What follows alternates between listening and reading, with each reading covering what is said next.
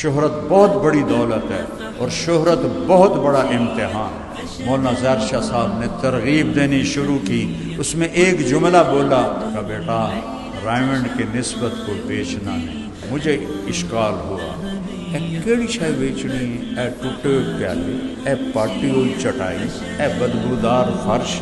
مجھے مولانا ظاہر صاحب کی بات اتنی عجیب لگی، میں کیا اس میں کیا بیچنے والی چیز۔ 1992 آ گیا، 22 برس کے بعد، اور 1992 میں پہلی دفعہ صدر پاکستان وسیم سجاد تھا، اس کو ملنے کے لیے جماعت کی تشکیل ہوئی، تو اس میں طارق جمیل، سردار الہی بخش رحمۃ اللہ علیہ، راجہ امیر سلطان رحمۃ اللہ علیہ، جنرل امیر حمزہ رحمۃ اللہ علیہ، ہم نے جا کر وسیم سجاد کو دعوت دی۔ جب جماعت کی تشکیل ہو گئی نا مسجد میں، تو میرا رو رو رو کے برا حال ہو گیا، اتنا رویا کہ میری ہچکیاں لگ گئیں۔ تو جاتے جاتے ایک بات کی نصیحت کرتا، زندگی موٹر وے نہیں ہے، ایسے ایسے موڑ ہیں، زگ زیگ ہے، کھڈے ہیں، سیدھا راستہ نہیں۔ ایک کام سیکھ لو، معاف کرنا سیکھ لو، معافی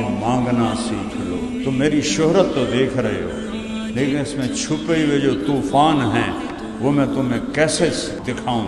تم سب کو، استادوں کو، بچوں کو، یہ جو بیٹھے ہوئے ہیں، ان کو معاف کرنا سیکھو۔ زندگی جس سکھانے والی حدیثیں تو آپ پڑھاتے ہی نہیں، میں کوئی اوپر سے لے کر آیا، بیوی سے، ماں سے، باپ سے، بھائیوں سے، بہنوں سے زیادتی ہو جائے چپ کر جائے۔ کئی سال کے بعد مجھے پتہ چلا میں یہ رائمنڈ کی نسبت بیچ سکتا ہوں، لیکن اللہ کا شکر ہے میں نے نہیں بیچی۔